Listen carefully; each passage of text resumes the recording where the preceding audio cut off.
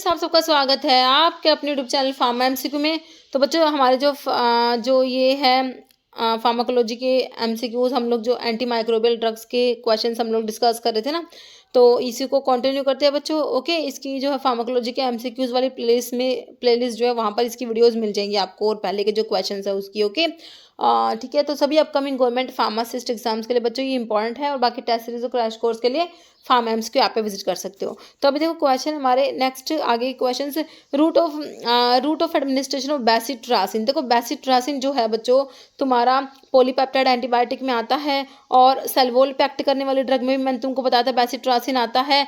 तो इसको ना कौन से रूट से देते हैं बच्चों? इसको टॉपिकली देते हैं। देखो ओरली नहीं देते, बाकी पेरेंटली भी नहीं देते, इसको टॉपिकली दिया जाता है। तो यहाँ का रूट ऑफ एडमिनिस्ट्रेशन इसका टॉपिकल हो जाएगा। ओके, पॉलीपेप्टाइड एंटीबायोटिक में हमारा आता है, सेलवोल के सिंथेसिस को इनहिबिट कराती है, बैक्टीरियासिडल होती है, ओरली अब्जॉर्ब नहीं होती, और पेरेंटली भी इसको यूज नहीं करते क्योंकि इसकी टॉक्सिटी बहुत ज़्यादा होती है ना, स्पेशली किडनी पे। तो इसलिए इसको पेरेंटली भी यूज नहीं करते, सिर्फ और सिर्फ इसको टॉपिकली अप्लाई कर सकते हैं। ओके, कह in the presence of food absorption of drug, जैसे कि एम्पेसिलिन। तो कह रहे कि फूड की प्रेजेंस में बच्चों एम्पेसिलिन जो होती है ना, ये तुम्हारा उसका क्वेश्चन है, ESIC 2019 का क्वेश्चन है ना। तो वहां पर क्या होता है, फूड की प्रेजेंस में हमारे जो ड्रग है एम्पेसिलिन, जो कि तुम पेनिसिलिन में एक्सटेंडेड स्पेक्ट्रम पेनिसिलिन में एम्पेसिलिन, बिकैम्पेसिलिन और मॉक्सिलिन पढ़ते हो ना।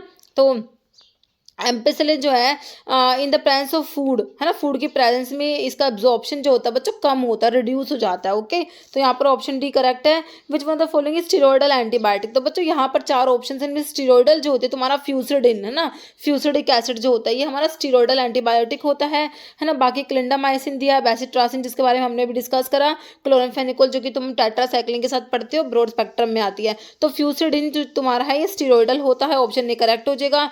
नैरो स्पेक्ट्रम भी है बच्चों, ये ध्यान रखना है, स्टीरॉयडल है, बाकी प्रोटीन सिंथेसिस को इनहिबिट करा के काम कर रहा है। ओके, और क्लिंडामाइसिन जो दिया होता है लिंकोसमाइड एंटीबायोटिक होती है, ये प्रोटीन सिंथेसिस को इनहिबिट कराती है, 50S राइबोसोम पे बाइंड होती है। कह रहे methenamine is converted to formaldehyde at pH. देखो मैथिनामिन जो होता है बच्चों यूरिनरी एंटीसेप्टिक होता है ना, तो एसिडिक यूरिन जब मिलता है, एसिडिक यूरिन में क्या होता है, फॉर्मल्डिहाइड में कन्वर्ट होता है, और इसका जो यूरिनरी एंटीसेप्टिक एक्शन, एंटीबैक्टीरियल जो एक्शन है उसके लिए फॉर्मल्डिहाइड रिस्पॉन्सिबल होता है। एज सच जो है ये इनएक्टिव होता है मैथिनामिन। ओके, तो एसिडिक यूरिन में तो लेस देन पीएच जब 6.5 से कम होगा, है ना, तो ये किसमें, फॉर्मल्डिहाइड में कन्वर्ट होता है बच्चों। ओके, तो मैथिनामिन को हेक्सामिथाइलिन टेट्रामीन भी कहते हैं, एक प्रोड्रग है भाई, यूरिनरी एंटीसेप्टिक होता है, इनएक्टिव होता है बच्चों, ये स्टेबल होता है ब्लड और टिश्यूज में एट फिजियोलॉजिकल पीएच जो होता है वहां पर ये स्टेबल होता है ना, अप्रोक्सीमेटली 7.4 पे। अब फिर कह रहा है एसिड, इसका कह रहा है अंडरगो एसिड कैटालाइज हाइड्रोलिसिस होता है, तो ये रिलीज करेगा अमोनिया एंड फॉर्मल्डिहाइड जो एंटीबैक्टीरियल जो है, एंटी माइक्रोबियल जो इसका इफेक्ट प्रोवाइड कराता है। ओके, फिर aminoglycoside inhibit protein synthesis by binding to. तो किससे बाइंड होती है भाई, 30S ribosomal particle, peptidoglycan, cell wall पे, या फिर डीएनए या एमआरएनए। तो 30S राइबोसोमल पार्टिकल्स ही इन चार ऑप्शन में से करेक्ट हो जाएगा। ओके, पेनिसिलिन और हाइड्रोलिसिस एल्कली से इसकी हाइड्रोलिसिस होगी पेनिसिलिन की, तो क्या मिलेगा, तो बेटा लैक्टम रिंग टूट जाएगी बच्चों, और क्या मिलेगा तुम्हें, पेनिसिलोइक एसिड, पिनाल्डिक, पेनिसिलिक या पेनिसिलामिन, तो हमें मिलेगा पेनिसिलोइक एसिड, ऑप्शन ए करेक्ट हो जाएगा।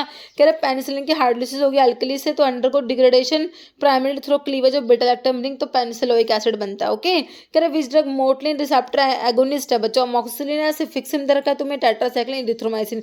तुम्हारा इरिथ्रोमाइसिन जो होता है बच्चों क्या मोटलिन रिसेप्टर पे एगोनिस्ट होता है बच्चों ये।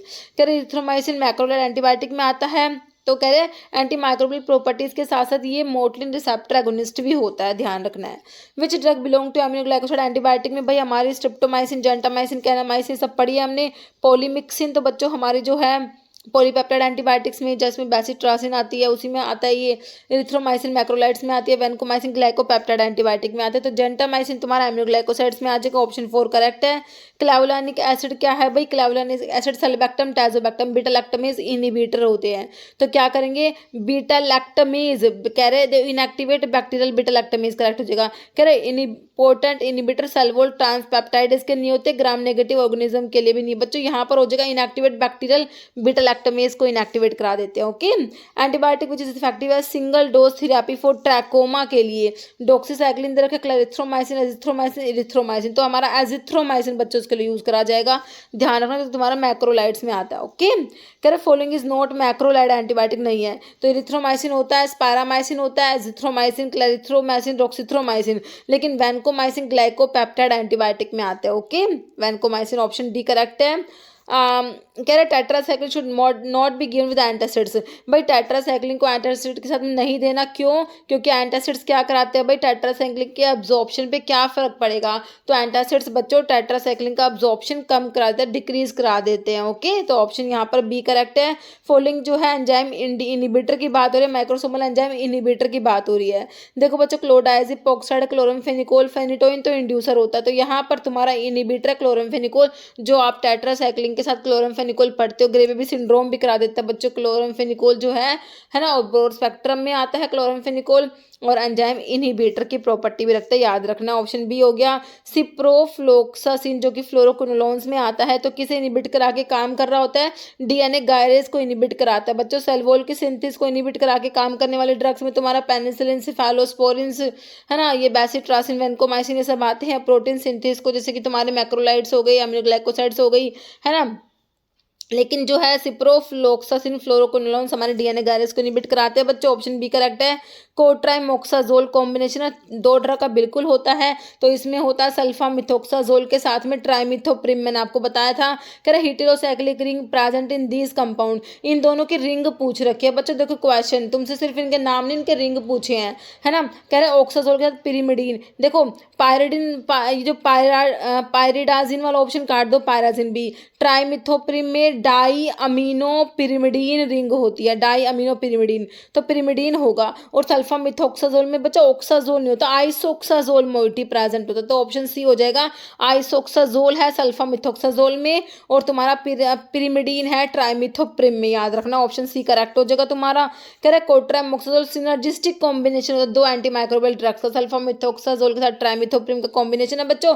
ट्राइमिथोप्रिम में पिरिमिडीन रिंग होती है 2,4 डायअमीनो पिरिमिडीन, और सल्फामिथोक्साजोल में आइसोक्साजोल रिंग प्रेजेंट है। Okay, interaction of tetracycline with metal ion किसका एग्जांपल है, टेट्रासाइक्लिन का जो मेटालाइन के साथ इंटरेक्शन है बच्चों, क्या प्रोटीन डिस्प्लेसमेंट नहीं होता, एंटागोनिस्टिक या जीआई एब्जॉर्प्शन को अल्टर नहीं कर रहा, ये कॉम्प्लेक्स बना देता है, कॉम्प्लेक्सेशन हो जाएगा और एब्जॉर्प्शन हो जाएगा, option C. Okay, antibiotic that is highly effective in treating bubonic plague, भाई प्लेग की बात करेंगे ना, तो हमारे प्लेग के लिए कौन सा, पेनिसिलिन, इरिथ्रोमाइसिन, टेट्रासाइक्लिन, क्लोरमफेनिकोल, तो आपका टेट्रासाइक्लिन जो है प्लेग के लिए करेक्ट हो जाएगा, ऑप्शन 3। नेक्स्ट है following matching shows antagonism effect, जो शो करेगा।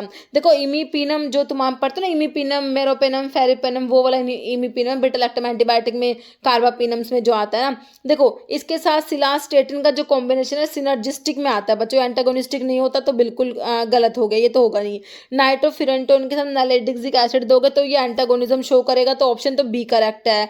बाकी एस्पिरिन के साथ वॉरफिन का जो कॉम्बिनेशन सिनर्जिस्टिक इफेक्ट शो करता है ना, ब्लीडिंग टेंडेंसी बच्चों, दोनों अगर साथ में दोगे ना तो ब्लीडिंग का रिस्क बहुत ज्यादा होता है, बट इफेक्ट तो सिनर्जिस्टिक इफेक्ट आ रहा है, इनका एडिटिव इफेक्ट आ रहा है, लेकिन एंटागोनिस्टिक नहीं आता, है ना।